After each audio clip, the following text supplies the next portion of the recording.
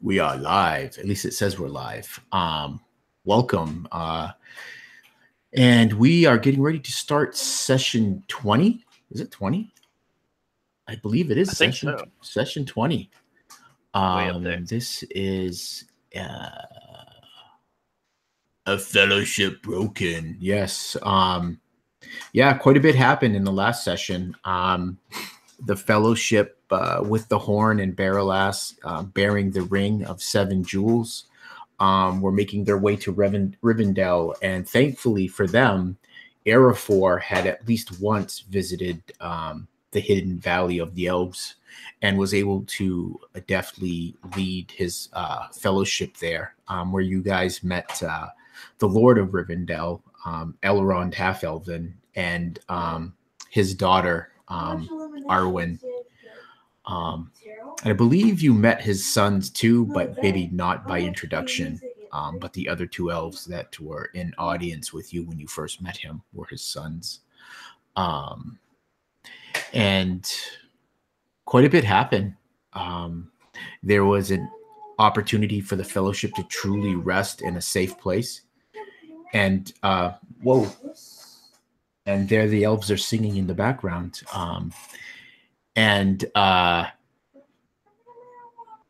The fellowship was able to heal their hurts and maybe even start to lessen some of the influence of the shadow. But not everyone, as Moira was approached by Baralas. And in that meeting, Baralas was able to convince Moira to take the ring of 7 jewels and to flee Rivendell before it was destroyed. Oh, wait, that's a big piece that I guess I left out, is that the decision was made to destroy the ring with the help of the elves, which Baralas had agreed to when you guys had counsel with Elrond. And as that the time of approached Moira in secret and was able to convince the Roharrim woman to take the ring, which she did so gladly and flee. So taking off on Isfael, her trusty horse, she left a note for the Ranger Araphor. And as the session ended, Araphor was reading the note that she had left him, along with the horn of Arsinwe that she had left in the saddlebag. And I believe the session ended with Araphor reading the note and then crumpling it in his hand. So I asked my players first, any questions from the players, not the player characters? So many questions. Well, I'll only answer the ones that aren't pertinent to your player characters. But if you don't have any questions, we will pick up with session 20. If I remember right, did this all happen while we were getting ready to go to sleep or something like that, and they were off on their own? Yes, it was. If you remember, it was several days in order for preparations to be made to destroy this ring. And in that time, it was like late afternoon, early evening, when Baralas and Moira had their meeting. And it was a little bit after that, probably an hour or so, that Araphor found the note. Right, it was to be destroyed the next day, kind of thing, if I remember. Yes. Yeah. So. In the morning. Gotcha. So the most powerful times would be the morning when the sun is first rising, or when the moon is at its highest crest. So destroying the ring in the morning would, and it's probably you would probably know, Wari, that it's probably more of a like a spiritual mystical belief rather than a true. You would think that you could probably destroy this ring at any time. It's probably more of a ritual than it is a real necessity for it. I'm certain Wari would know that with his lore. But I would think the ritual would help the people doing the ritual. You know, just their belief in the ritual would help them. Right. I have a question. Did we stay here long enough to lose any shadow? Not yet. Okay. Not yet. I mean, you I were don't several think days there. If you stay more than a week, yeah, you would your shadow would start to fade, so you would lose a shadow point. So I don't think the stream is showing up on YouTube. it is set. I think it's either private or enlisted for this session. Gotcha. Okay. Perfect. All right. Well, we will start. With no other questions. You wake well rested, Lily, stretching on this bed that is too over large for you, being a hobbit. They have no beds for your kin here, so you're sleeping in a bed that's made for people much bigger than you. So you get lost in these covers and pull yourself out. Well rested, your days here in Rivendell, you have found that you've had peace. A peace you've not felt since you've left the Shire. The morning sun is making its way through a window. You can hear the sounds of birds singing off in the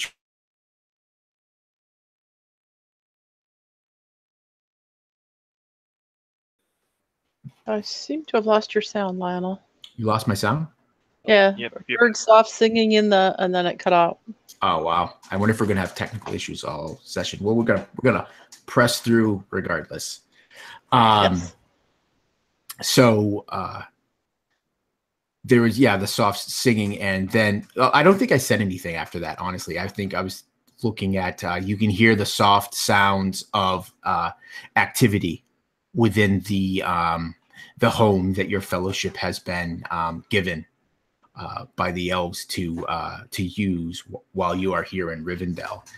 You can hear there are other elves that see to the beds, sweeping the floors, stalking the wood for any fire you may need, and whatnot. So you can hear that sort of activity outside of your door. So Lily would wake up well rested and bright eyed and excited to be in Rivendell still. It's been so wonderful to be with the elves and to talk with them and maybe discuss some things of ancient lore, and she's just fascinated with elves to start with. And everything just seems wonderful to Lily at this point. And she bounces out of bed once she gets untangled from her covers. And then maybe when nobody's looking, she bounces on the bed a few times. And then she gets ready and goes out with a little inner chuckle to herself. With using her nose to maybe find some breakfast somewhere, although she has a pretty good idea where to find it. It smells wonderful.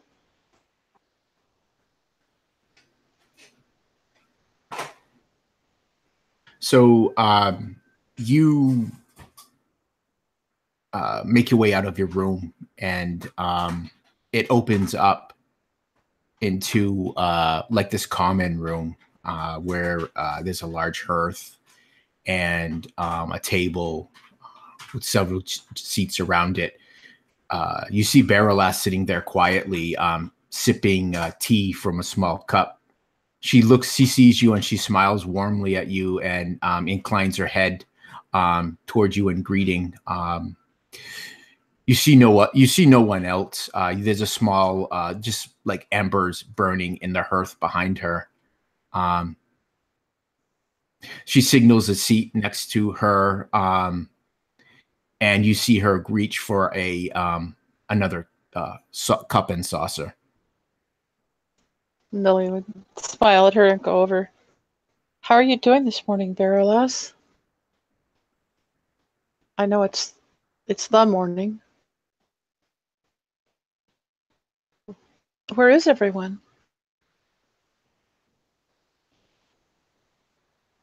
Lily kind of. Go ahead. She sips her tea and she looks at you and smiles and says, believe they are still abed.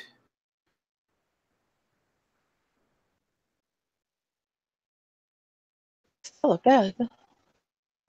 They should be up soon. While she sits down with her tea. Are you holding up all right? Baralast kind of laughs a little bit as you say that.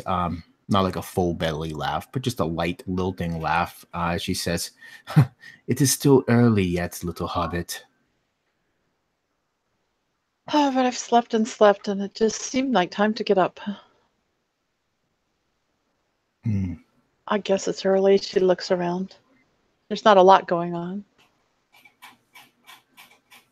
She takes a sip of her tea again, and she says, "You asked how I am holding up. I'm doing well, all things considered." Lily nods. I mean, Lily's thinking at this point, that Baralass is going to have to give up her ring and it's going to be unmade, and she's surprised that Baralass is so comfortable with the idea. She thought she would be pretty much having a hard time. She just sips her tea for a minute. I think maybe I'll find a plate for breakfast.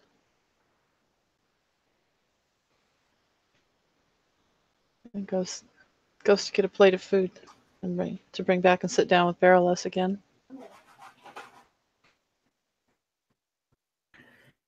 You roll over in your bed, Wari. You can hear the sounds of conversation outside past your door. You run one of your hands through your tangled hair, tangled though clean. Maybe you wouldn't want to admit it, but the baths here in Rivendell were warm and seemed to pull away any feelings of exhaustion you had. And it felt good to get the dirt of the road off of you and out from underneath your nails. The bed is soft, and you can feel the smoothness of the sheets as you lay there. You hear the clinking and the sounds of someone getting their way into the cupboards.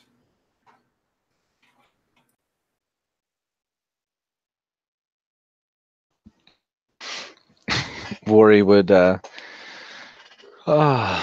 reach for his beard comb and pocket mirror and begin to groom his beard in the morning, realizing that there's knots in it from sleeping. And after a little bit would probably be hungry, looking for food. He's not very keen on some of the food that they had the first day or so that they were here. So he would, of course, reach and pick at some of the food that he brought with him while looking for something else to fill his belly. Yeah. As you exit your sleeping chamber, Wari, you see Lily picking through the cupboards and preparing herself a plate. Baralass is, as I said, still sitting. When she sees you, she smiles warmly at you. And much like she did with Lily, she sets aside a cup and saucer and she pours you some tea. Good morrow, Wari. Good morning, Baralass. You're up early. It is an important day today, is it not? Well, I guess you're right. I probably wouldn't be able to sleep very long either.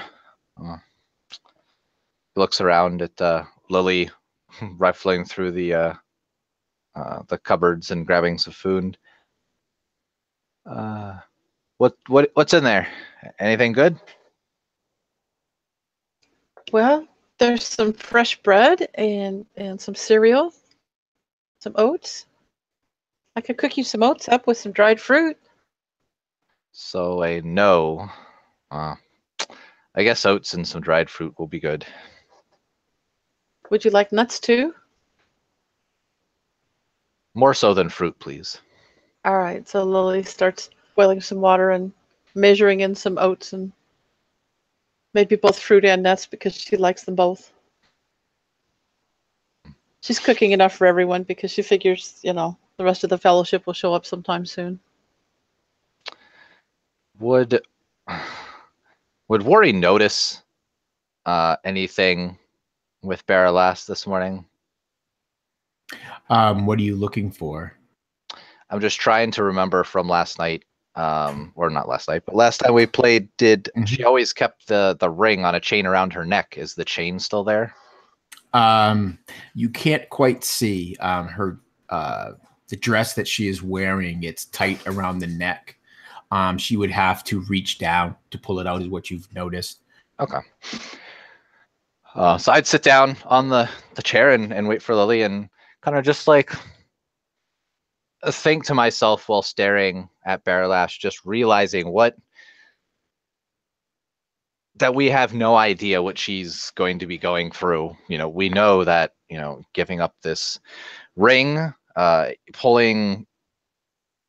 taking it off of her even, she never even let it out of her sight, all this kind of stuff. And she's going to have to actually give it up for a time. And he has no idea what it's like to have something that powerful hold on to you and tell you what to do. So he's probably just going to stare at her and probably uncomfortably until she speaks, thinking inside his head of what the heck's going to happen in the next few hours. Yeah, she leans in, places a warm hand onto one of yours as she slides with her other slides you a cup of warm tea. You can smell the spicy liquid. The tea is something that the elves are quite proud of. It tastes of honey and spice, and as she's getting ready to say that, Badu, you wake and stretch on your bed. The bed's barely large enough to contain your frame. Your feet are probably even dangling from the end, but it's a bed. And on top of that, there is peaceful dreams. Since the old forest, you've been of anyone in the fellowship, you have been hounded the most by whispers from the shadow, ever assailing you. But since you've crossed the borders into Rivendell, you've found peace.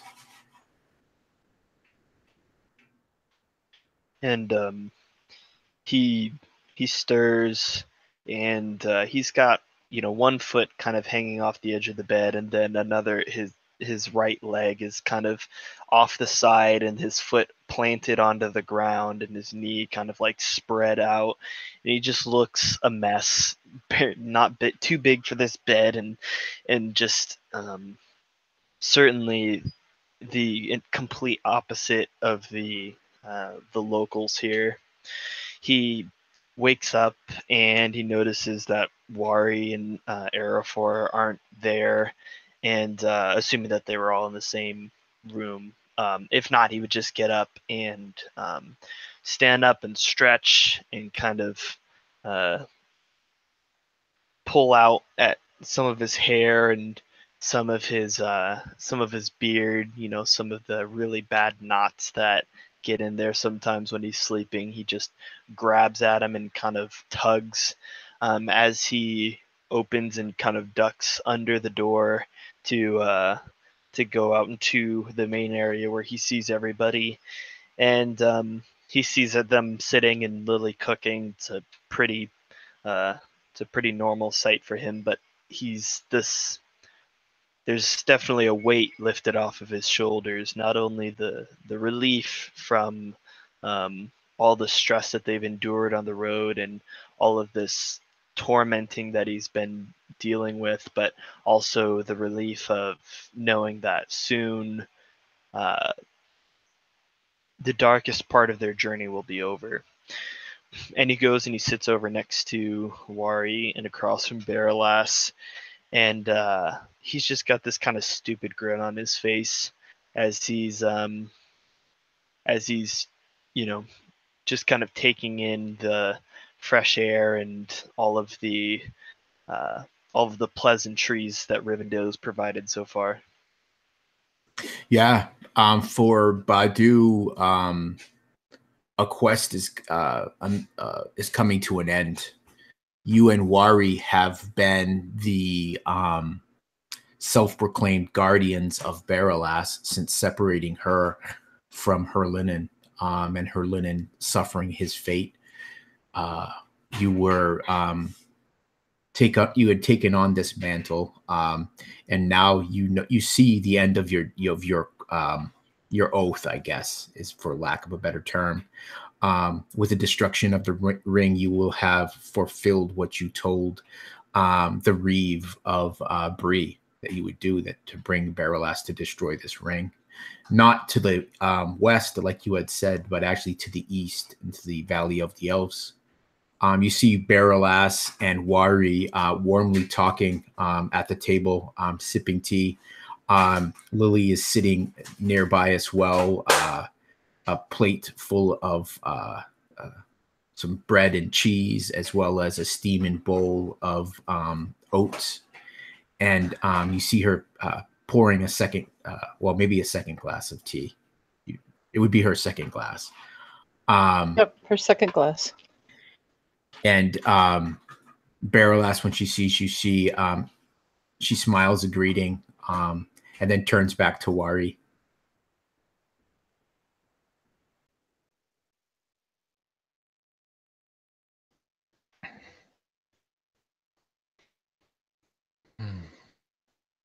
Did you sleep well? It's kind of just staring intently at Baralas. Yeah. For the first time since you've joined her at the table, she kind of gets that distant look.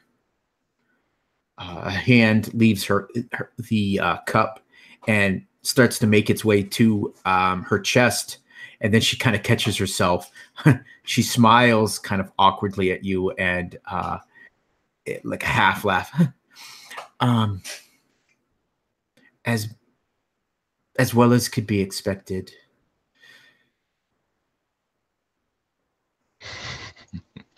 Or he would glance over at Badu and be like, well, looks like you slept well. And he's sitting there hunched over, leaning on the table, just that stupid, dumb puppy grin on his face. And he looks over and he says, oh yeah. Yeah. This place isn't so bad, you know. Worry slides you his pocket comb on the table.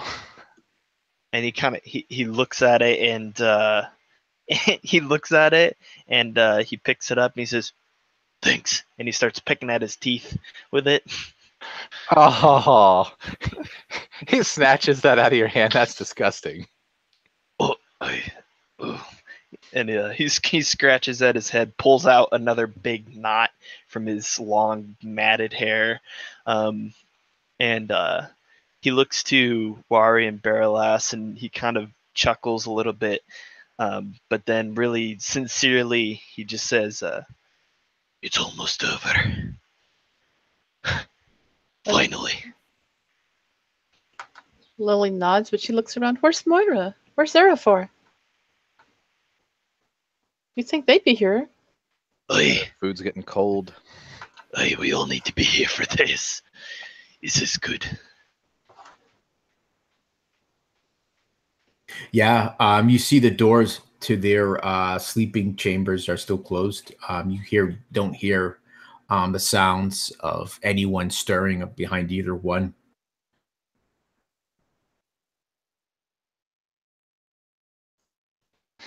Well, You think we should wake them? How early is it? It's probably like maybe 5:30. You would guess it's like early morning. Like when you look out, you can see the sun is coming in from the eastern through the eastern windows. I guess that's where Lily's chamber or bedroom would be, on the eastern side of this cottage. So cutting in through the trees, it's like what is it? Early early summer, so the sun would rise fairly early and set fairly late. Oh, maybe they need a little longer sleep. We kind of don't need to do anything until the elves are ready. Kind of like looks around to see if he could see any other elves like roaming around outside or. You could definitely hear, and off in the distance you can hear singing. One of the things you've noticed in your time in Rivendell is elves love to sing. They love to sing about anything and everything. So you can hear there's probably a group of elves singing the sun awake. It's more of a ritual type thing rather than they're really doing it. They don't believe that. But they're just singing a song of warming welcome to the new morning. And you can hear it faintly off in the distance.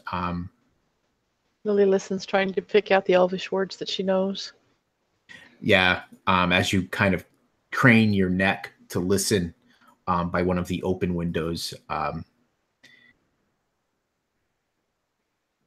Baralas adds and says, I am certain that those two, they have much on their minds. The horn, your companion, and she looks at you, Lily, as you're craning your neck. You kind of feel her eyes kind of fall upon you. I'm sorry, what did she say? She says that she said, I'm sure that they have a lot on their minds. Their quest, their your fallen companion, and she looks at you, knowing that you were with them when Orodrith fell. Okay. Yes. Though we've learned to live with that. But we have the horn. But what to do with it, I'm not sure what they'll do. Well, don't they intend to return it to his homeland, to his family? Was not. Well, there was some talk of maybe returning it a little later. And doing some I know we were taking care of the ring first, but then yes, probably we will take the horn back to Orodrith's family.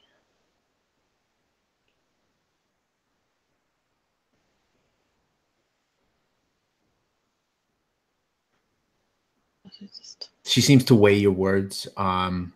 Takes a long sip of her tea, and sets the cup down. That's, I think, mainly Araphor's decision.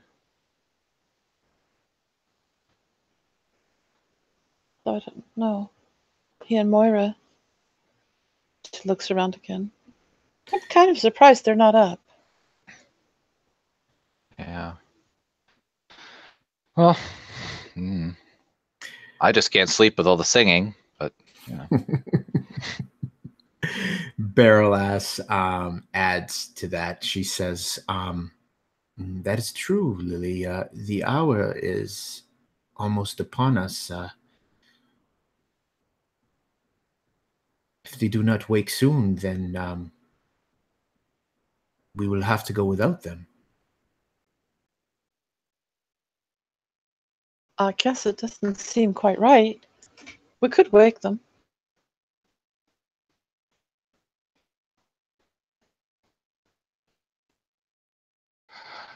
Let's just give them a little longer. Honestly, it's real early. Well, they'll have to get ready. I mean, I imagine there's going to be a ceremony, elves. Yes, I know. I don't imagine it'll just be a matter of giving it a whack or two. Oh, I'm sure that's exactly what it'll be once they get done with all of their singing. And speeching, but I like those things. You make one of us. It's gonna laugh. If you want, go wake them. You're more friendly than they are. They seem to be still very standoffish to Badu and I. Yeah. Moira's become a pretty good friend. Araphor has his mind on a lot of things. You know, he's responsible for a lot and to a lot. I'll go see if Moira's ready to get up. Just don't forget to bring them food. You know they'll be pissed. Well, it's here waiting. I think they'll make it that far. She laughs. She goes and taps on Moira's door. I don't know if her door would be like into this main room or into a hallway or whatever there. Sorry, I was making a quick correction. Thank you for catching that. That I left the W off fellowship. That's what happens when you rush to make your overlays for a game. And so what did you say? You were going to the door? Whose door was it? Moira's. Would Perfect. Would it be into the main room or on a hallway? It's probably a small hallway.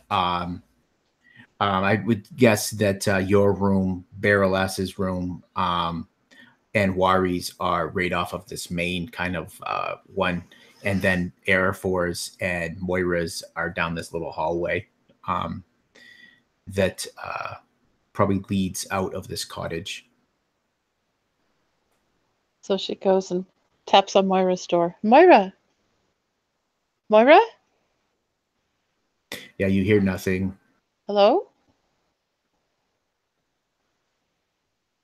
Well, she's going to, I guess she's going to go ahead and open the door and peep in.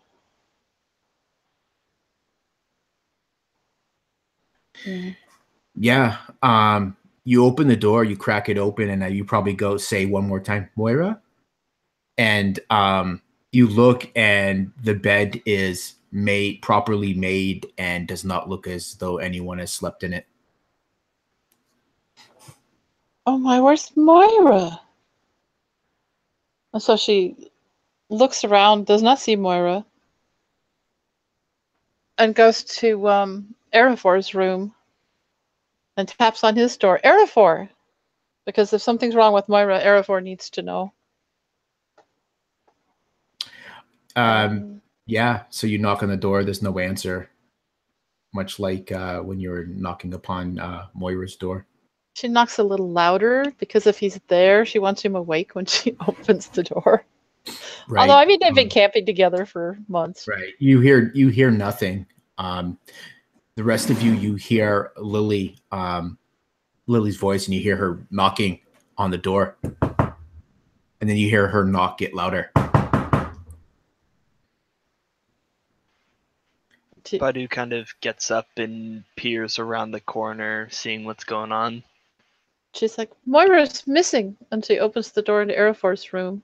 Yeah, you see the door to Moira's room is open. What light is in that room is kind of spilling into the small hallway, lighting Lily as she opens this door across the way. Similarly, you see Araphor's room is clean and undisturbed. The bed as well. The bedding does not look as though it has been slept in. You see resting on the pillow, Lily, you see a brown, rather nondescript envelope. Lily goes with shaking hands because she's really startled by all this and rather scared. You know, what would happen to her friends here in Rivendell? And picks it up. And is there anything on the outside of it? It's sealed with a kind of this tan wax, and pressed into it is a sword with the head of a horse.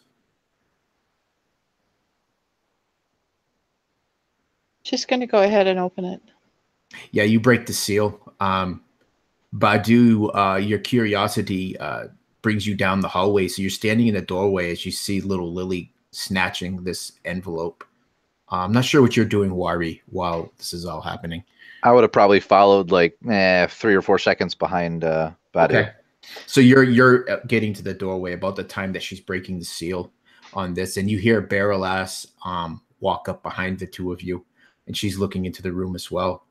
She peers into Moira's room, and then she turns to face the three of you as you open this letter, this envelope, and inside is this neatly folded small scrap of paper.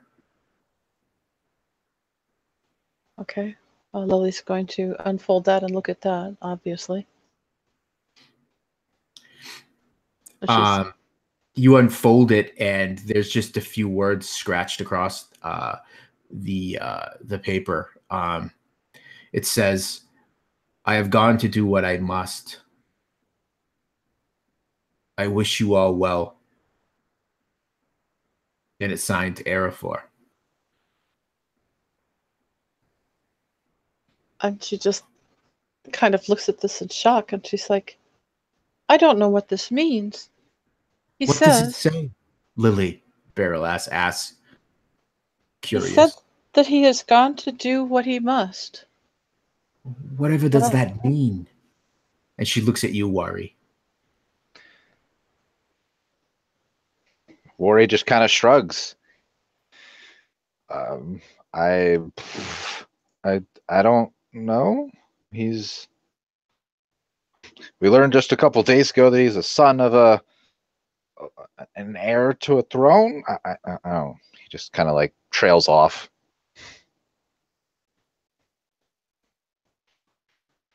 And Lily says, maybe we need to look in Moira's room again. Maybe she left something. Yeah. One thing, though, you would notice, Worry, when you mentioned that about Araphor's lineage, one of Barrelass' eyebrows would kind of arch up.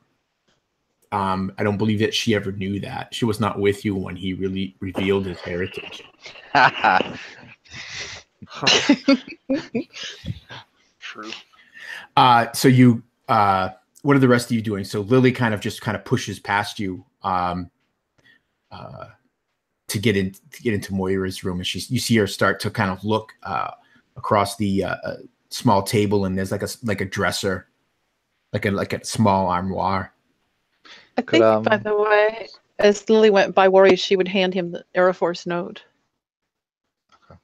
Yeah, and I was to say, can I was either going to look at the note myself, and could I also like look farther around his room, see like when he maybe left this, or what the heck did he even sleep in the bed? You know, yada yada yada. Yeah, it doesn't look like he slept in the bed. It's really hard to say. You see a candle that is near the bed. It is burned down a little, and you see a small inkwell and quill sitting there with a small like little stack of these sheafs of paper. So you assume that he wrote the note here. Are these pieces of paper in like everybody's room? Does our room have stacks of paper? Well, it's not stacks, but it's like maybe like 8 to 10 little sheafs of paper. Yeah. But is this something that like Worry would be like, he went out and got this from somewhere to then write this, or was it in his room? No, you would find these elven rooms would all have those sorts of comforts. Okay. He would just look around for the first, I don't know, 30, 45 seconds to looking around the room, and then head off to see what Lily found. Yeah. So Barrelass kind of comes in, and she kind of figures out what you're doing, and you see her start to like maybe poke around too. And Lily, you're kind of plunking around in Moira's room, and you're not seeing anything. You're looking under the bed. You pull open the doors of the armoire. Yeah, Lily's a little distraught. She's not perhaps as alert as she might be. She's just like, Moira, what happened? Where is she? And Badu, you're standing there in this hallway as the rest of them are doing this. What is Badu thinking or doing while the others are kind of searching these two companions' rooms? So it's less of the trying to figure out what happened by looking around, and more so just trying to rationalize in his mind. He's just standing there on the far side of the hallway, standing between the two doorways as Lily and Warrior are kind of in and out of the rooms and moving about and moving things around, and he's just looking back and forth with this sort of puzzled look on his face.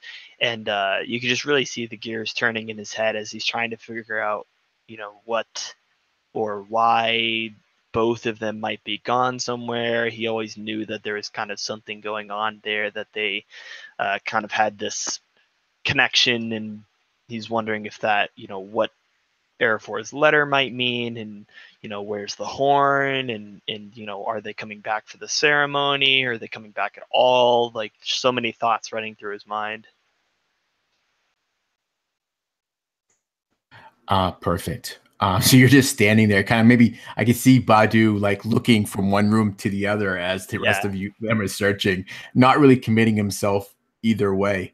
As you're kind of looking through Araphor's room, Baralas is kind of turning up a corner of his mattress, and she looks past it over at you, Wari, and she says, So you say Araphor is descendant from a line of kings of old?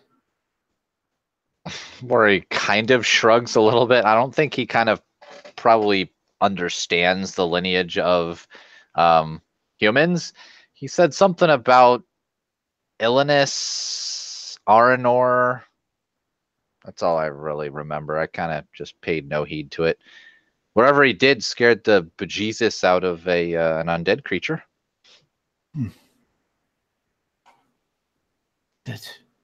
That is truly interesting if he is descendant of the kings of Arnor.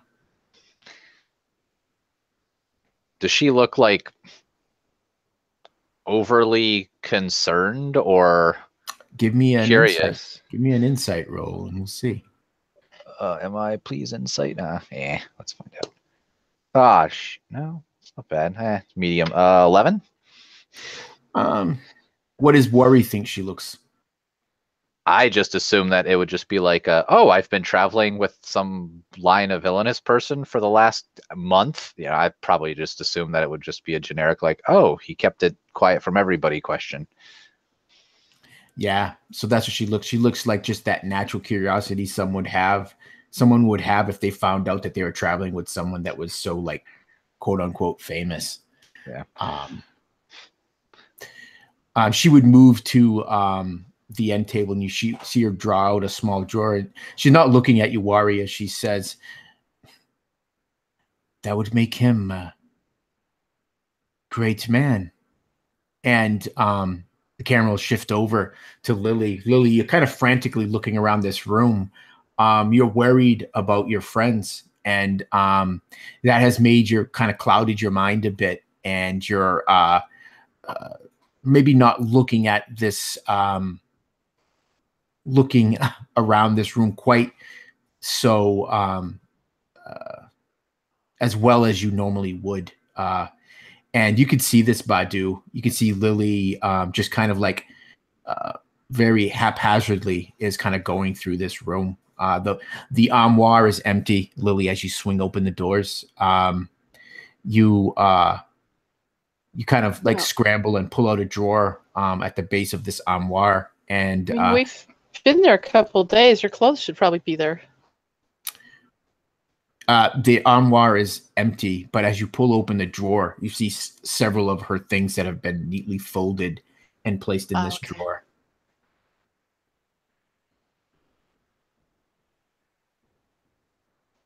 One of them being her traveling cloak. She's like, how odd. Her cloak is here. Maybe, and then it suddenly occurs to her, let's go check the horses. I think Wari would say the same thing at the same time. If she left somewhere, then the horses would not be here. She might leave her cloak here, but not her horse.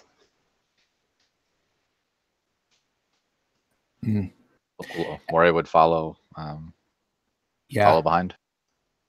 As you start to leave, give me a perception check, Lily. As you you're clutching this cloak in your hands, and you start to make your way. to the door, to the hallway. That's a 13, but she now has a 15 passive perception. Oh, passive. Oh, yeah. Always remember your passives for certain skill checks, guys. Yeah. So as you start to leave, something catches your eye underneath Moira's bed. She's up. Then she sees something down there and bends over and looks. You look, and there seems to be something drawn upon the floorboards. It's hard to see.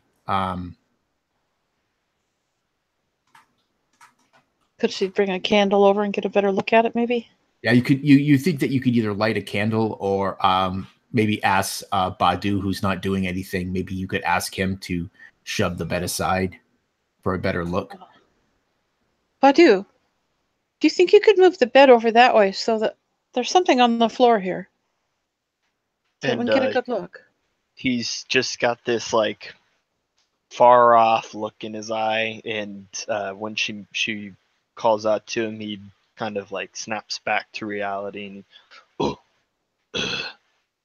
hey, and he goes over and he just like picks up the bed in both arms and just picks it up straight off the floor and just turns and moves it, and just still not even thinking, and then he just goes back to like off in another universe.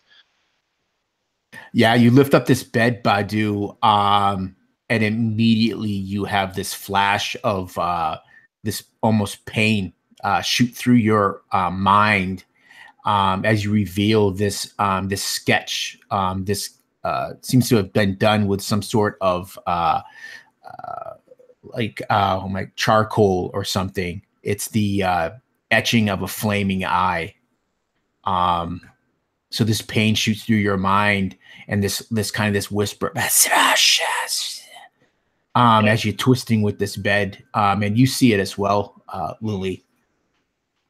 And as he picks it up, and he's not paying attention to what he's doing, but he turns and the bed moves out of his line of vision, and it almost catches him, off guard, and the peace that was in his mind is quickly vanishes, and he kind of like jumps back, and he drops the bed onto the floor, probably falling over sideways or something, and he stumbles backwards and kind of crawls away from the drawing with this sort of instinctual panic. Yeah, you hear this whispering in your mind. If they are words, you can't make out what they are, but they almost seem to drive pain into you as you kind of cower away. Lily, you see this eye, and you see Badu kind of just drops this bed and kind of staggers off from this symbol drawn upon the floor. Would she have any similar response of pain looking at it? No. It probably kind of baffles you a bit as to why Badu reacts the way. You look at it's this chalk drawing, this charcoal drawing of a flaming eye. Well, she would probably recognize something about it. I would imagine Lily would suspect. Because I would think the flaming eye symbol would be known. We've dealt with some things already. Should I do maybe a lore or something? Yeah, that would be a lore. You would probably hear things, but that would not be something that people would openly talk about. Just because they believe that if you talk about the eye, the ever-seeing eye, that it actually draws it toward you. Yeah, Moira would probably also head in that direction. Yeah, Badu flip out. Yeah, she gets 12 on the lore. Yeah, that's that's well enough to know what you're looking at. It's a symbol of the Dark One, the Deceiver. And she's like, oh,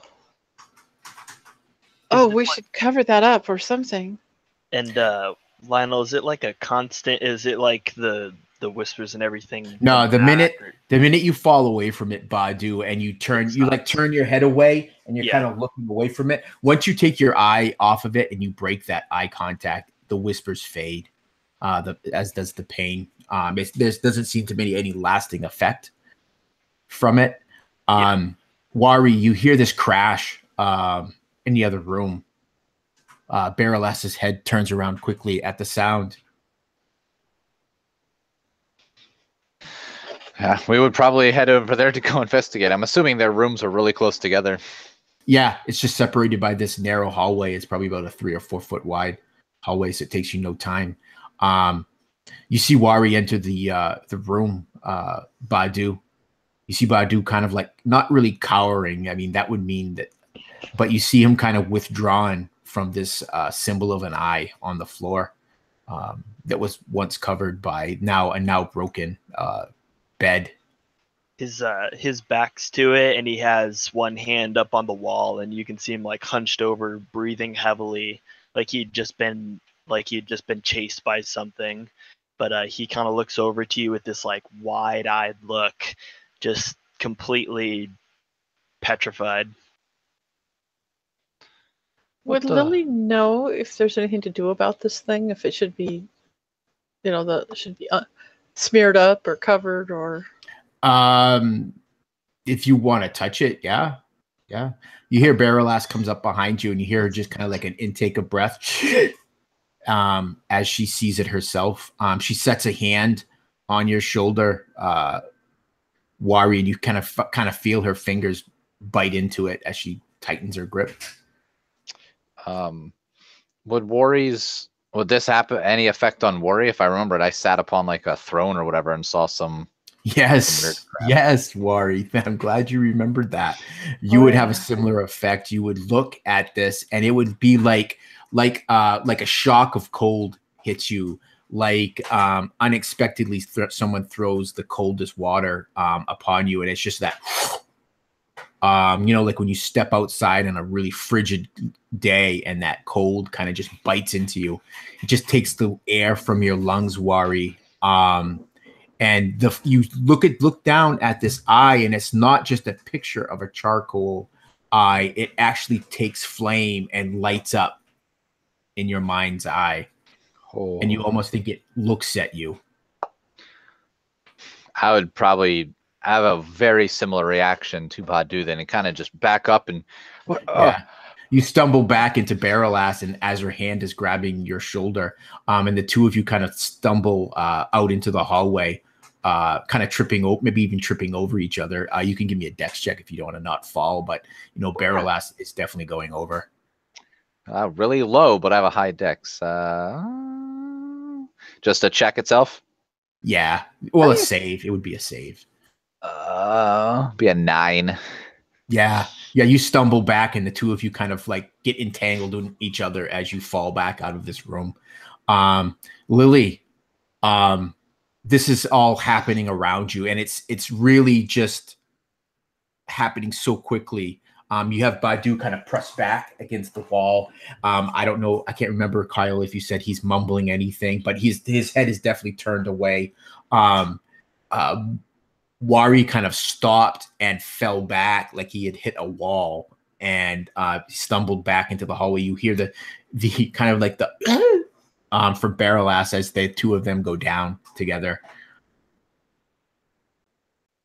But Lily's looking around at all of this and looking at that horrible symbol and seeing that must be what's affecting her friends, even though she doesn't seem to have any response to it like they do.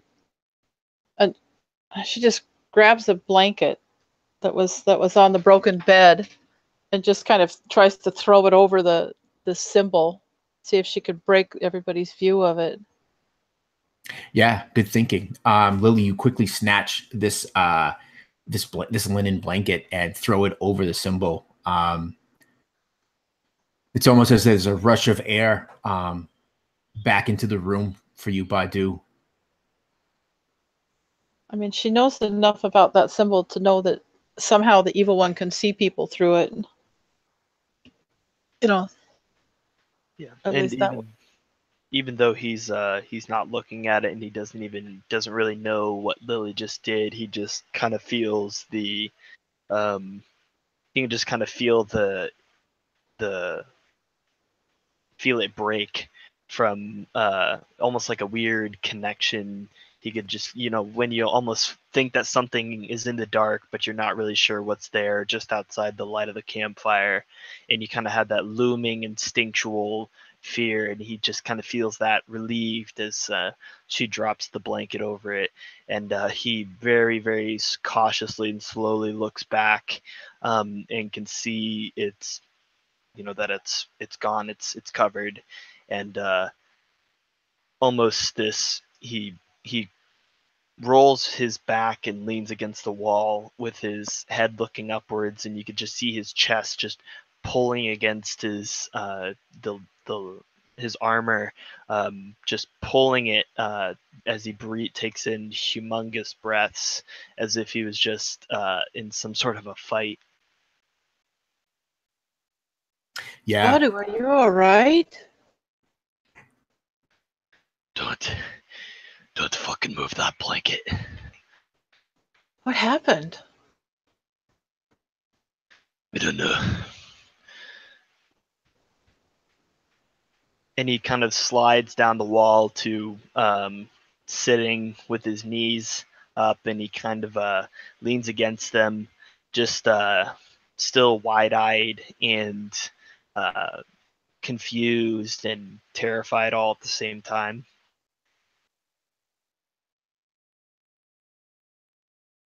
Yeah, you could still feel the presence of the eye beneath the blanket, but the whispers are silenced, as is the pain by it being covered. Whatever magic or whatever sort of ill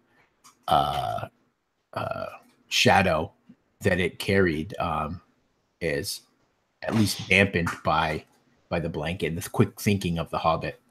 Worry, you and Barrelass are kind of in this tangled mess in the hallway.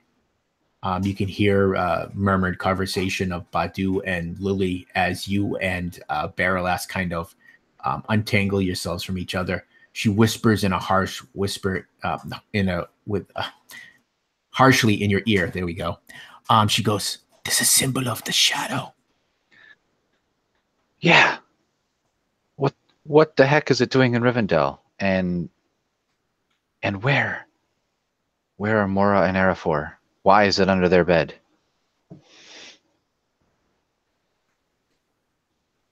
She shakes her head as if she doesn't know. She goes, "How well did you know the girl? The girl from the Horse Lords?" Briefly? We met them. I met them like just a month ago. So not well. Like they're just traveling companions. Met them outside of Bree. She kind of looks at you, kind of measuring what you're saying, and then she slowly nods. And she stands up and kind of brushes off her skirt. Wasn't she with us when we met them? Yeah. Yeah. Okay. I think Wari would probably take a good 20 seconds to remember that, though. Yeah, I'd probably take the game master probably about 20 seconds to remember that, too. That's all right. I never know. But I think Wari's probably just just answering questions. He's trying to process like 7 things in his mind at once, and it's kind of just blankly answering the teacher. Probably what she would say is not how long, is how well do you know her? Because you guys did travel when Barrelass was not with you. You 2 weeks or so that you were in the Barrow Downs. So it'd be more of a question like, how well do you know her? Because I know Lily knows some things about Moira. Yeah. And of course, Araphor. Or it would probably change his answer just to be like, not very well. And They were quick to leave us even one time. Just go off on their own. I don't know. She thinks back to the old forest and she nods, knowing your meaning. Roy would probably stand up, collect himself, and help Barlass up, and peek into the room real quick and see, make sure that Lily and oh my god, blanking. Oh my god, sorry. Lily and Badu are okay and getting the heck out of there and finding out, what the heck they're doing.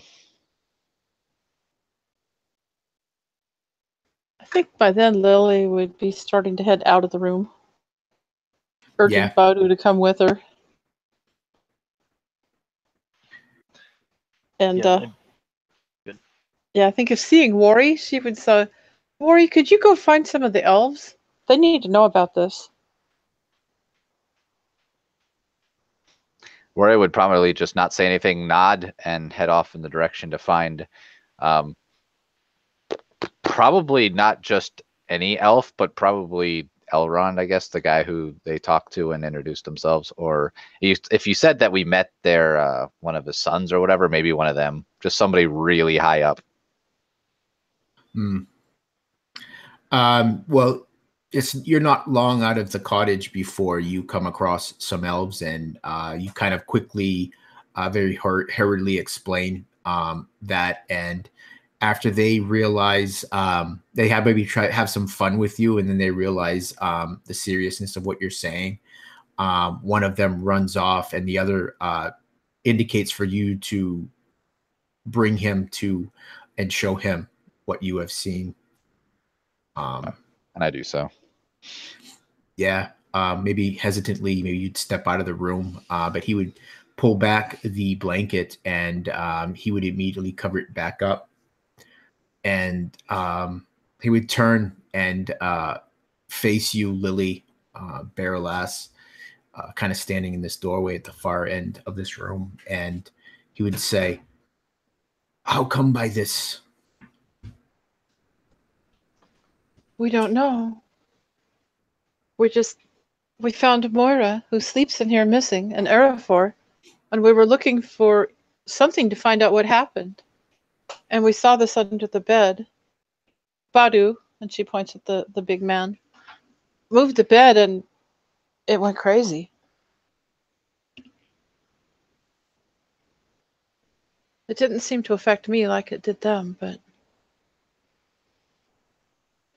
And the elf would look at you two each individually, and he would ask, what did you see? And you guys don't, unless you guys want to describe it, you can, or we'll just go with you guys. I mean, you can describe it any way you want. If not, you could just kind of wave it and just say, you describe it how it was, how you experienced it. Oh yeah, I would definitely do that. Okay. Badu, you as well? Badu would probably, he's still like standing there really harrowed, and when he's asked, he would kind of, he's eager to tell now. For whatever reason, he's not sure, probably so that he's not alone in his fears, but he would just say that it was dark. All I could see is darkness, and I can hear somebody whispering evil. It's awful. It's awful. Get rid of it. Yeah. The elf would nod knowingly, and he would tell you all, "We will take care of it. Do not go back into this room." And he would usher you out and close the door. And even though you, with your hurried way of describing it, Wari, you see a couple of other elves return. One of them is in the glinting silver mail shirt, and he has the same sort of dark hair and gray eyes. You would mark him as one of Elrond's children. I think Eladon is one of his son's names. I don't have it right in front of me. So he nods to you all. He goes in and then comes out maybe a minute later, and he says, let's see. He says, this was the room of the Roharrim Moira, yes? Yes. And they're gone. He nods and he says, yes, we know this. We saw her. She left early evening yesterday. She rode out of the valley. She left? Araphor with him? With her? He shakes his head no. He says, the ranger, and he looks to, you guys are standing in the hallway where you're having this conversation. He looks to Uwari. He says, the ranger, he left an hour or two after.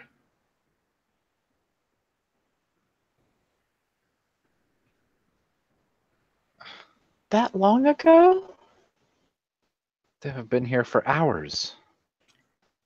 He looks at you all and he kind of has this quizzical look on his face. He goes, you did not know? No, we expected them to be here this morning.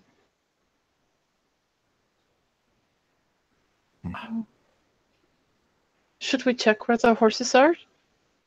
See if they left anything there? Mori just kind of shrugs now that he knows that they both left on horses.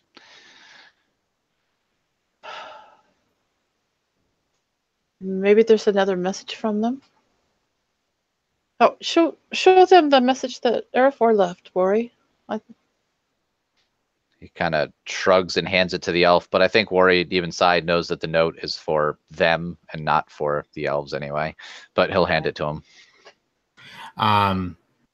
The elven prince reads the note, and then he hands it back to you. He says, it would seem that Araphor is drawn to another purpose. And he would just look off.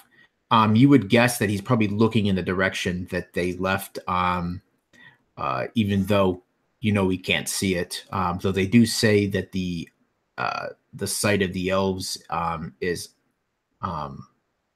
unsurpassed by any other mortal creature in Middle Earth. It would seem their path brings them in a different direction than you. I don't know why they wouldn't have told us. Mori would look to Lily when she said that and be like, Lily, they left separately.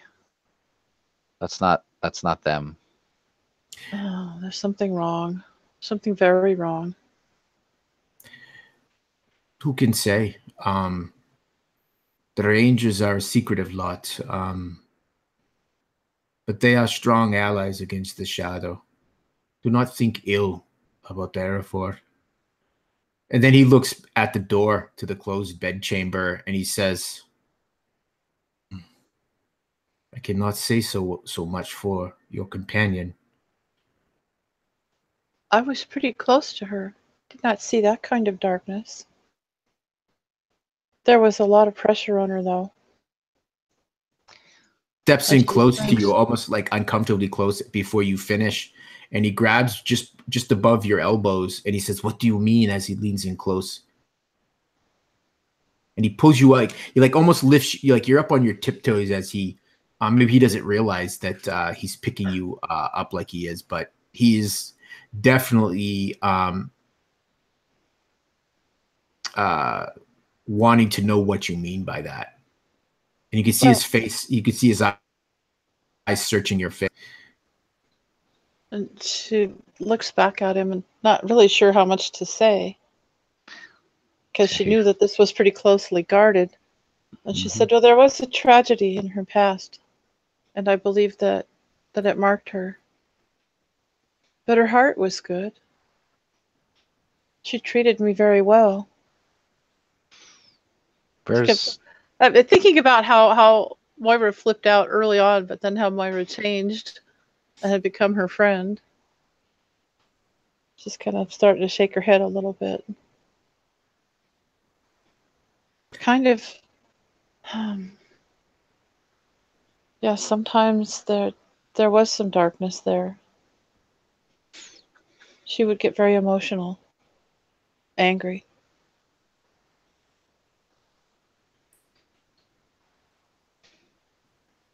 Did she speak of the shadow? And there's no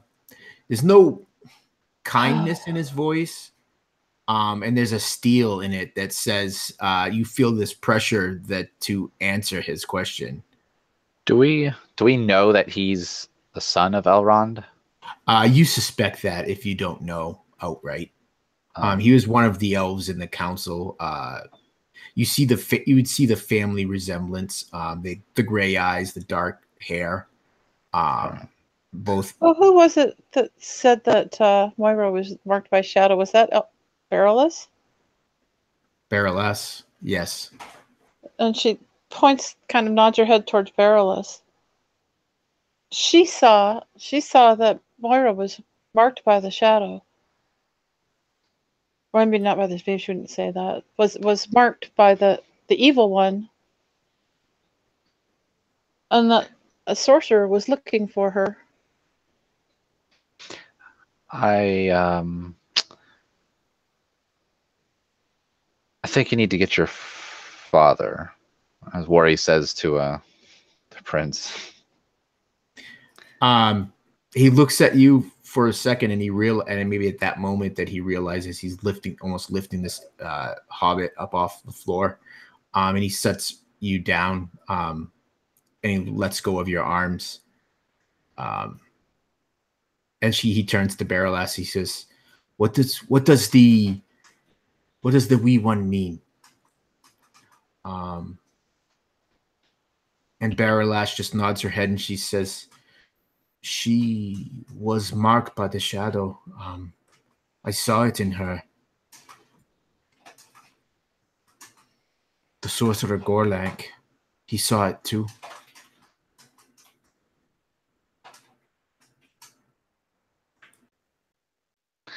Worry would again kind of like step between him and Barillas and just be like, "It's Elrond who should speak to us now. You might want to go get him." He looks at you this time. I will be the one that decides when I get my father, not you. I think this time you should probably get him. He will not be happy if you do not.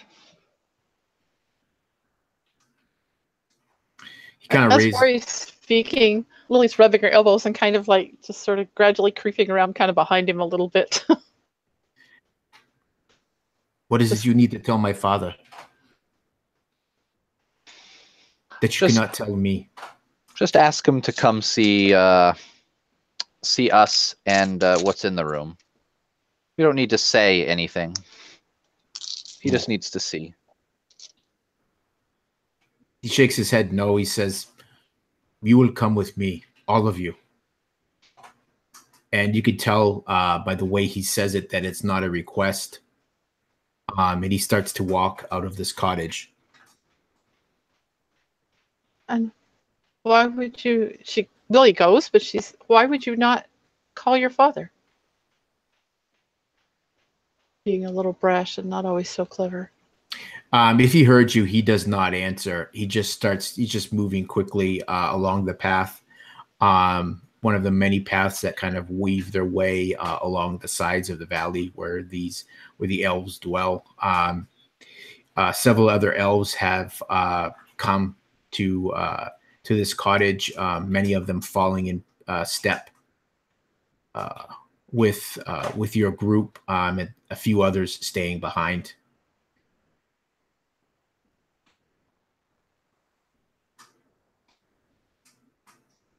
I guess we begrudgingly follow as long as they're not harassing us physically.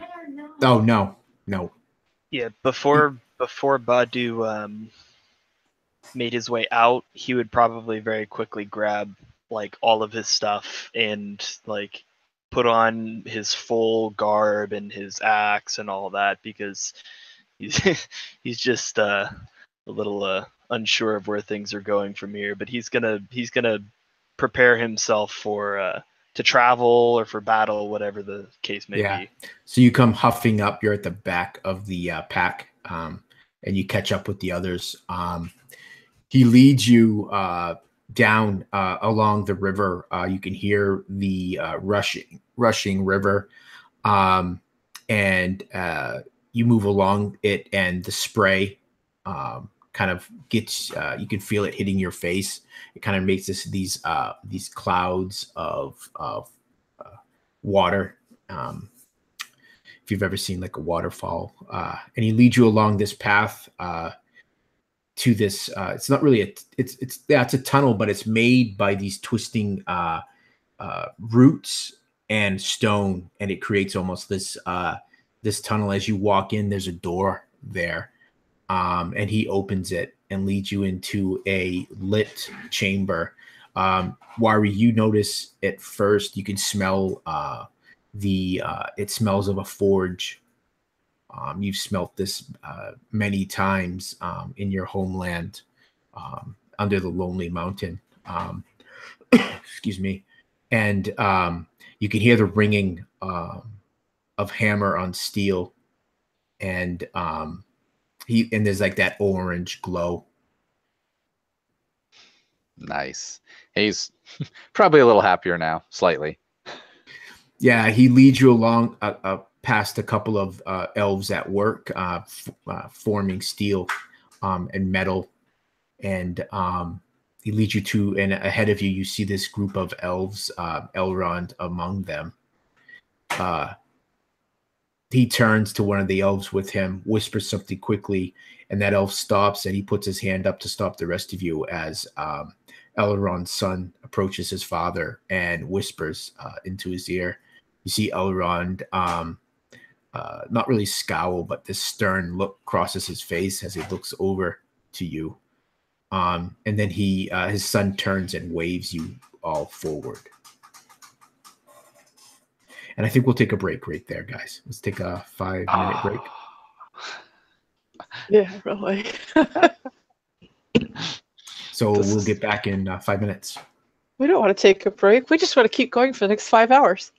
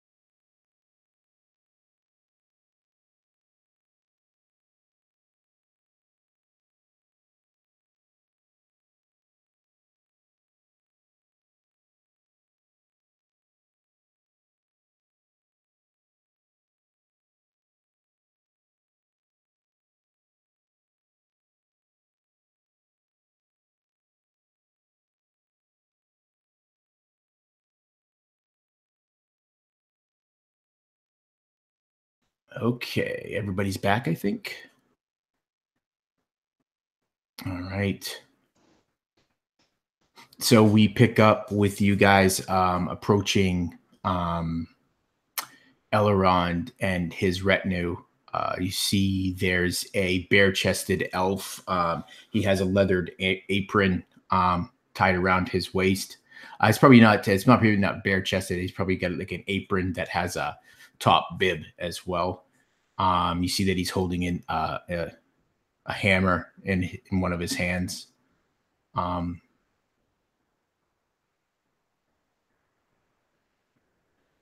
you're beckoned forward by one of the elven princes.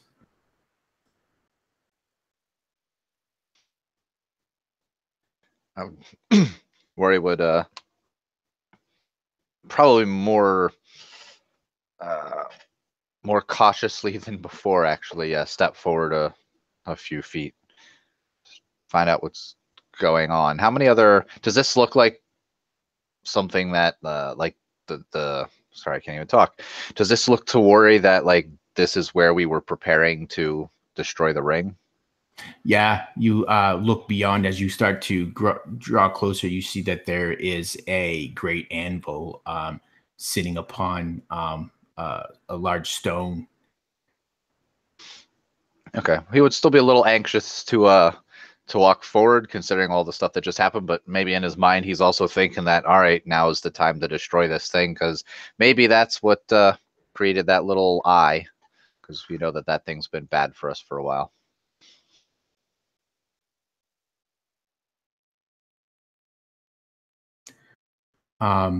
As you approach, the four of you approach the Lord of Rivendell.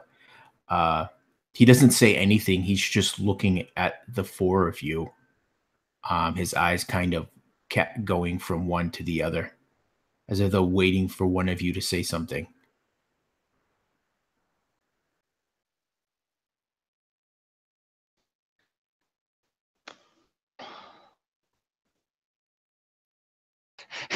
I imagine it's kind of the same thing that our mics are doing. Like I'm looking at Lily, and Lily's looking at you, and Lily's looking at Barolas, kind of like, yeah, well.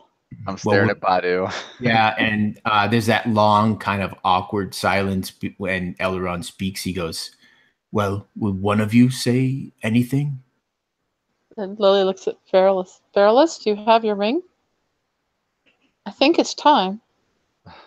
But Araphor and Well, they're not here. But if this needs to happen. And he kind of like makes an acquisitive look at Elrond, like, "Do you know what I'm talking about?" kind of thing. He nods, understanding, and he says, he looks at you, Lily, and it's kind of unnerving, but not in a way like like when a warg is leaning over you looking to rip out your throat, unnerving. But it's like when maybe your mother or father had caught you and is it Dirk Yes. doing something that maybe you shouldn't have, and they give you that look. That's the look that you're getting right now from Elrond. And he says, "There's time for that. That's not what I'm asking you, Lily of the Shire. What of the mark?"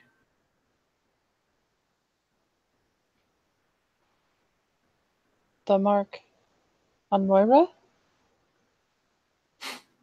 He shakes his head no.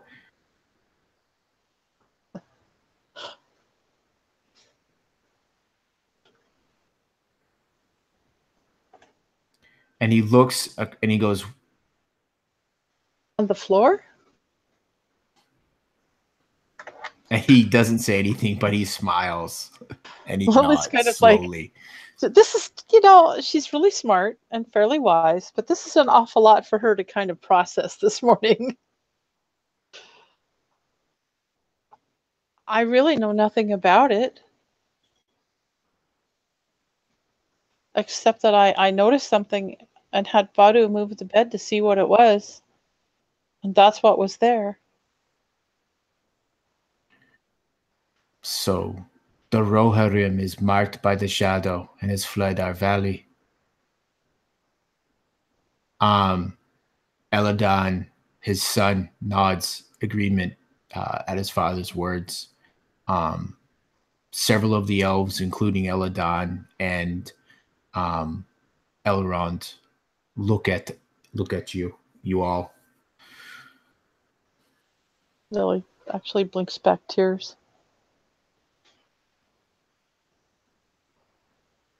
Elrond softens a bit and he says, do not let it trouble you. Men are weak, little hobbit. Easily corrupted by the shadow. Your friend, the Moira, is no different.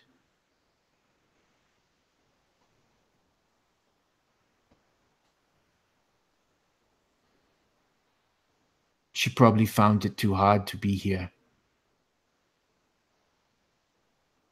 Lily nods, thinking of the story that Moira had told her from Moira's past. And knowing that it had caught like just sort of almost a path of darkness in Moira. That made it hard for her to see the good things. Baralas steps forward and she says, that is not all, Lord Elrond.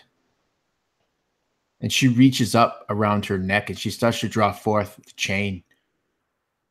She pulls it out and you see no ring upon it. She's just taken the ring.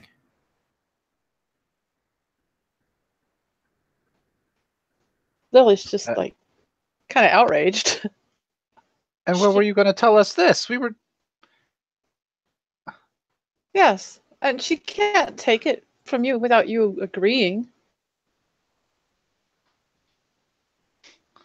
Oh, Worry probably goes from furious at her for not telling us that she took the ring to like, oh yeah, anybody who tries to take the ring gets slaughtered.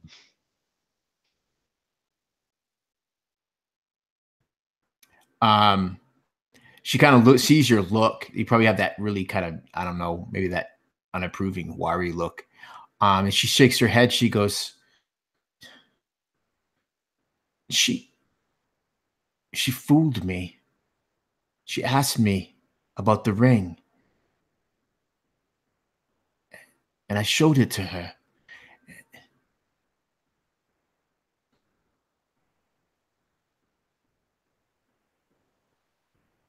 You wouldn't know. None of you would know. What do you have like. About 3 seconds to explain it then, before I take your bloody head off. And Badu's just absolutely steaming as he's standing like on the other side of Wari, but like leaning over, about to reach for her neck. Yeah, and as you start to do that, Elrond steps forward and he says, you will do nothing. You shed no blood here, Badu of man. And you hear this creaking of bows. And you see oh crap, I can't remember which brother I said Eladon. You see him reach for a sword that's at his hip. And Elrond turns towards Baralas and he still has steel in his voice as he says, what do you mean, girl? She took the ring.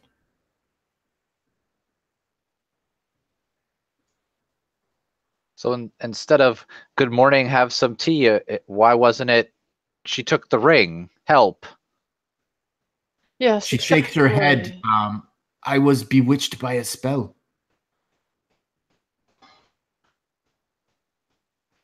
It wasn't until I saw it. She keeps talking, even though you say that, Badu. She goes, it wasn't until I saw the eye that the spell was broken and I remembered. And even then you wait until now. Yeah. She just kind of like makes like a sound. I do not have to explain myself to you, Badu. I was trying to figure it out. It's as though someone took something from me. I felt an emptiness. And Badu becomes even visibly more angry, and he raises his voice. He says, You don't have to explain yourself to me. I think you better well do. Who was it that saved you from what you were doing in all that mess that you got caught up in? Who was it that saved you from that awful man? Who saved you from being hung on a tree next to him? I think you damn well do have to explain yourself to me and to this one. And he points to Wari. Yeah, she turns on you both and says, but more towards you, Badu. You see that maybe she's gotten some more courage as you have challenged her. And she says, I have explained myself. Just because the words are not what you want to hear.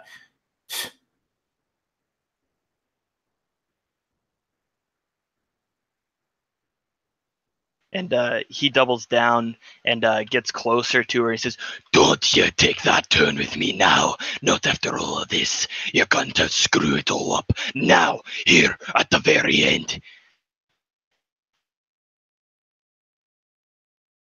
She kind of stands. She kind of wilts a little bit as you get closer. But then she says, your anger is misplaced, Badu. If you are angry, you should be angry at the Roharrim woman who stole the ring from me. At that, Lily starts to get a little angry too. Says, yes, that Roharrim woman, of which you cast all sorts of doubt about from the very beginning. I don't know that you tell us the truth. She turns towards you, Lily, and she says, and those words are true, are they not now? Her true colors have shown. She has just bided her time. Or did you help to make them true? Because how could she? All right. Let's be careful that we're not using player knowledge with PC well, I'm just thinking that she knows that.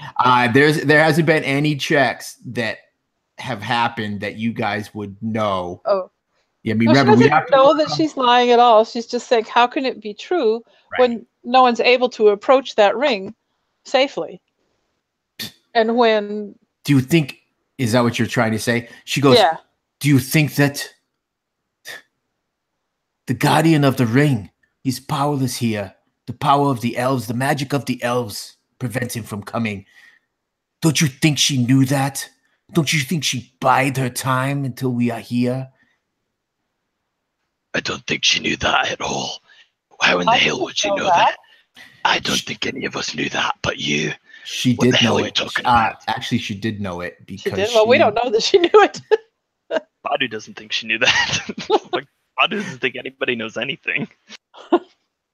I think they mentioned. I think there was mention that it would be safe here and it would be powerless. Okay, I'd forgotten that person. Well, plus, Lily knows that she knows about the cold rite because when she was saved by the ring, Baralas and the ring, the cold rite came in the old forest. So Moira would have known that too.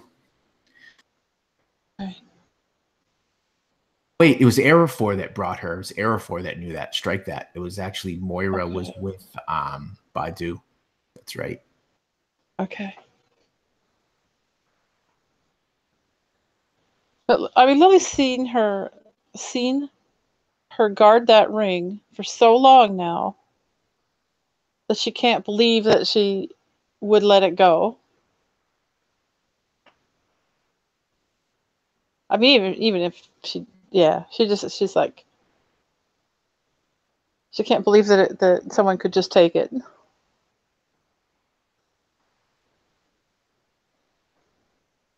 Baralas has always been creepy. Yeah. And difficult. Was she creepy or was she prophetic and telling? Well, she's always this whole time. Baralas has been kind of push and pull and stretch things, and I mean, Well, she Girl. whispered. I can't remember to which one of you because it was so many. It was so many sessions ago. But I remember in the old forest, she whispered to at least one or two of you about Moira, and I think that was to me, and that's when I started Yeah. getting whispers, which is definitely so connections from that are just like awful to begin with. so that would probably be something that would come kind of rushing back to you, Badu. Not the Yeah. whispers, but Well, just yeah. the words that Baralas, the warnings that Baralas had whispered to you guys.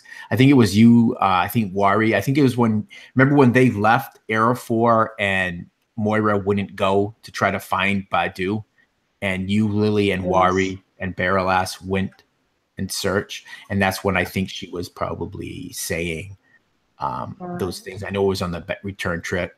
Yeah, I think you're right. Mhm. And Lily just thinks how devastated Moira was when she accidentally killed her brother, because she's thinking about what Moira had told her just a few days ago. Dark things forever But she's not. Mark a soul. And she's aware of that, but she also saw how. I mean, like, that. So it Moira sounds was like very, that's mechanically. It sounds like this is a unhappy, time very when sad. a player would say, "I want to insight check that." Yeah. It's probably what it I sounds think like. it's time to do an See, insight. that's where it's nice, where we can actually let the mechanics of the game. Well, I Right. think Play. Carol It's did say that a confusing. little bit like 2 minutes ago. Yeah. See, I asked if I could roll an insight in the chat. I probably missed it. So, That's all right. all right, let's do this, because I want to see if she's lying. Oh, that's brilliant! I think Wari is That so torn. Frickin' one. Yeah, Baralas is telling the truth. All those things that Lily is very confused. right. She's just thinking about Moira and all of her problems. She's thinking about Baralas and all of her problems. She doesn't really know what to think. Well, actually, when Baralas says that, what Baralas's problems all of a sudden disappear. They just kind of evaporate on the wind. But you think of all the times. You think of the time that Moira slapped you after Aradrith's death. You think of all the other times that Moira, Araphor originally was the one your traveling companion. Yes. But after meeting Aradrith and Moira, Araphor seemed to get much more cozy with Moira, especially after Aradrith's death. So maybe there's that little bit of that playing in. And then there may be a little jealousy there. Yeah. Because, so maybe Lily's in her confused state is more willing to believe what Baralas is. Yes, I think she is. Yeah. So she says that to you, Lily, and the words just kind of hit you like a ton of stones. And the truth just rings through to you. I think during this time, Wari would be kind of looking back and forth at Badu, who's ready to wring her neck. Probably Lily, who he could see the hesitation and confusion in her face, and Lord Elrond, which I'm assuming is probably just standing there wondering what the heck's going on. But well, I think he's wondering whether or not he's going to have to kill you all. But I mean, like he knows that, I'm sure Wari thinks he knows more than he's letting on, because he's the all-powerful Elrond. I'm sure Wari's at least heard stories. But they also know that they left, what time they left. They probably had rangers tracking them for whatever. I think Wari's just trying to piece together the looks from everybody, like whose face is going to break first, that they know something more. Right. So this is all happening very quickly. I just wanted to give you guys an opportunity, if you're going to say or whatnot, anything, to do it. But this is just the space of just few seconds.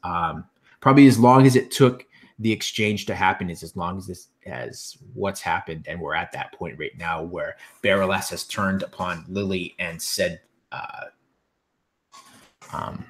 basically called Moira out. And Lily's kind of shaking her head, and then she looks.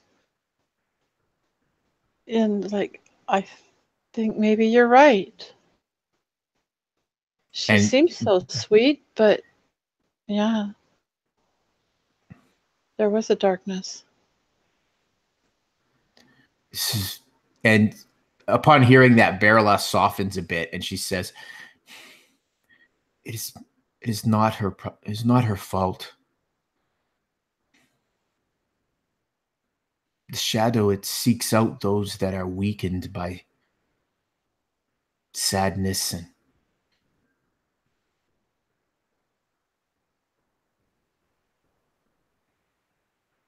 and she just kind of lets it trail off. And Elrond, what are the things that you would notice is Elrond was not surprised when Barolas drew the chain out with no ring.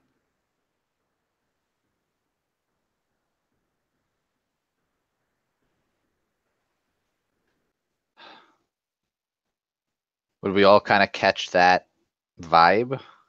Yeah, because he's not reacting like Lily was. So where did they go? He would shake his head. He said, "I felt the ring leave. She was tracked by some of my kin, but then she used the magic of the ring." Well, where did you last see her? Maybe we can try to follow her. How far did you get? She was heading north. Or he'd probably say northwood. No, really not north. Do you know where Araphor is? Did he follow her? He shakes his head. He says the ranger is the ranger Araphor was not of my interest. Oh, but you track anybody and everybody in and out of your woods. You at least know where he headed. He left the valley of Imaldris In her direction. and he would kind of shrug and he'd say, "More likely than not, the ranger hopes to track Moira. But even a ranger cannot track one who does not want to be seen, one who bears a ring of power."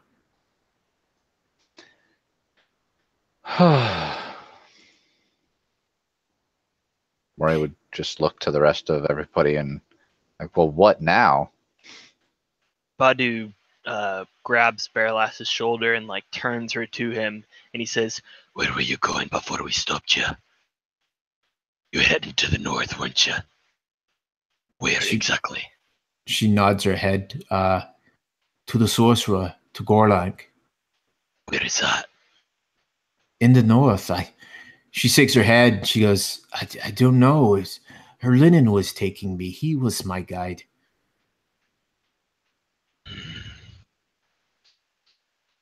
and Badu's still trying to withhold the burning rage within him for being stymied so close to their goal. And he looks to Wari and he says, Yeah.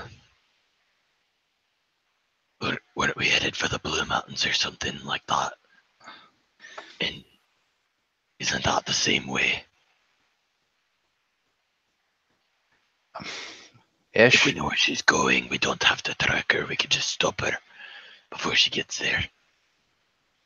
Yeah, but I don't. They said something about Gorlanc being north of Bree.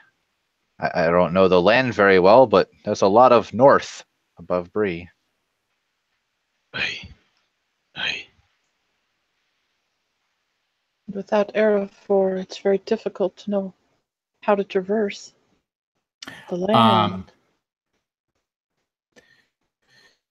Elordir, Elrond's other son, steps forward and he says, the lands of Arnor, or the kingdom of Arnor, the seat of its power was once was Fornost. He goes, that is north of Bree, but only evil lives there. Aye, the type of evil that the Ring of Power would go to. Aye. Or he smiles, thinking the same exact thing.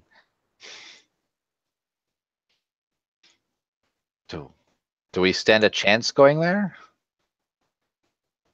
Does Worry say that out loud? Yeah, probably. Probably to the guy who said that there's evil there. Like, you know, because there's evil goblins, and then there's stuff that Worry doesn't understand. Elro here. He's kind of like... He does his smile on his face, but it doesn't fit the look in his eyes as he shakes his head no. Damn. Great evil. With the sundering of Arnor, great evil lives in Fornos. They say the dead walk between those walls now. It's not a place for man or dwarf. And he looks at you, Lily, or halfling. How? They tell me that nowhere is a place for a halfling except at home. I don't agree. And her jaw gets a little firm and her eyes get cross. Or he wouldn't say it out loud, but he thinks to himself, we're in the kitchen, because since Carol cooks pretty good food, or Lily cooks good food. Would I wouldn't say it. Would we know roughly how far this Fornost is above Bree, like in a general sense?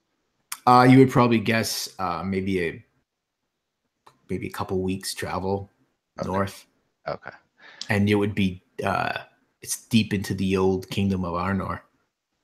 Worry was just thinking out loud, you know, they were attacked by all these wolves sort of outside of Bree, and they took this jewel and fled north-ish. So he was just trying to see if 2 and 2 were 2 and 2 made 4. It was difficult to travel with Moira and Araphor, though. I may be stubborn, but I'm not entirely foolish. There must... I don't know how we could find or catch Moira on Isfael with a Ring of Power.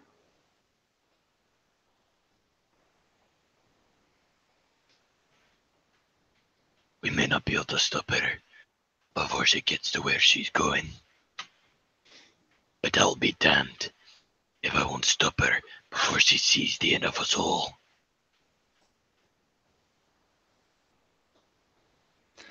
Elrond nods in agreement to much of what you guys are saying. He says, fear not. I have some of my best trackers out. Though we lose her, she cannot evade our sight forever.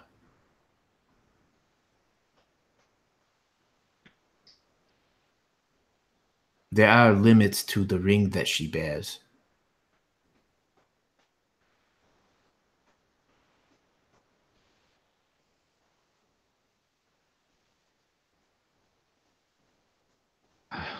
Maury kind of looks around. Even though Elrond assumed or felt the ring leave, does Worry get the feeling that this place was still ready to destroy the dang thing, or is it just kind of all for show? You can give me an insight if you want, because you know your way around the forge. So, nope, that's a 2. Oh, a 2 total? No, probably like a 4 total. Oh yeah, no. They were ready to do it. It's looking good. But Elrond, but he knew the ring left 5 hours ago. Well, I will give you advantage, and I'll explain after your advantage roll. Nope. No. 7. No, Yeah, you guys are just really, you guys are just so shaken by what you're learning about Moira and Araphor's departure. Maybe that's kind of unbalancing you guys.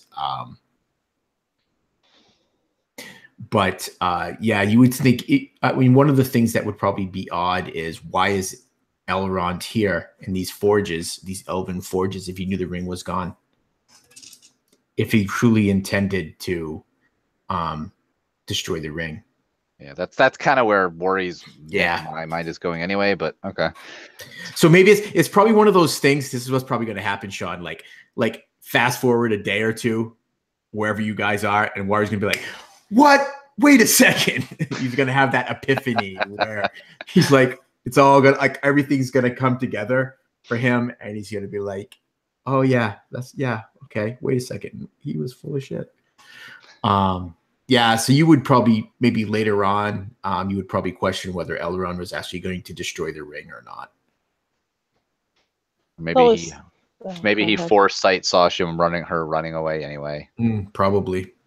You've heard rumor about Elrond's ability and what, he bears a ring of power himself. You can't see one on his hands, but it's rumored that he possesses a ring of power.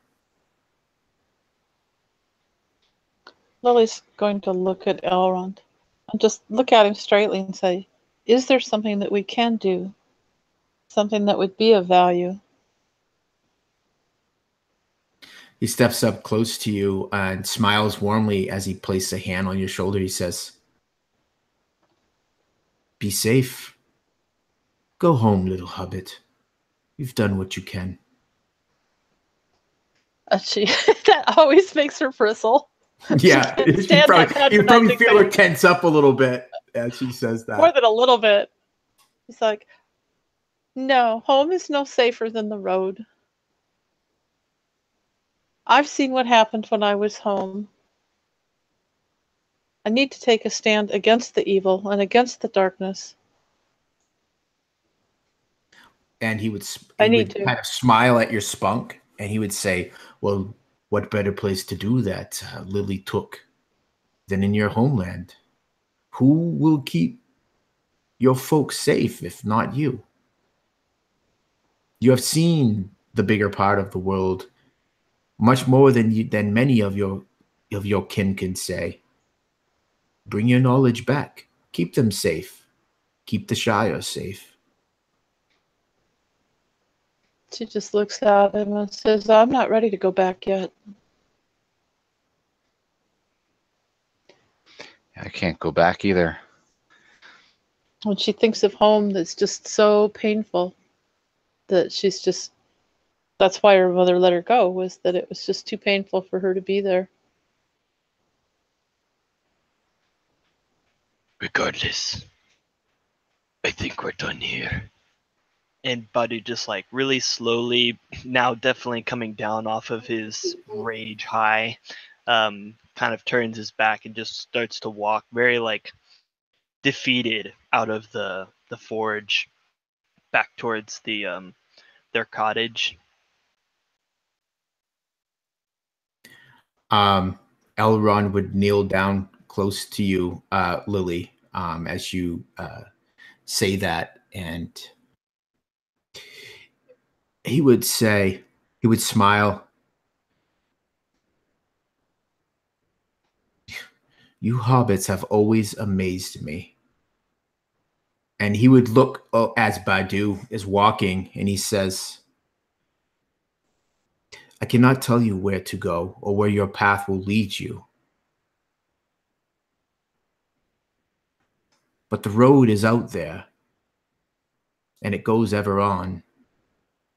You but need to step out on it."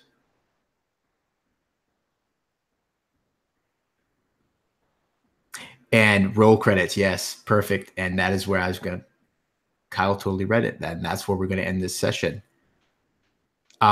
So we will end the session here, but we are going to chat a little bit off camera here, or off recording, and we'll talk about what's going to happen next. And I think this is going to be not that we really going to have like seasons like 1 and 2, but this will probably be like the wrap up of season 1, and then we'll pick up at 2 weeks and we'll start like what would be season 2, or a second leg of your guys' journey in Middle Earth.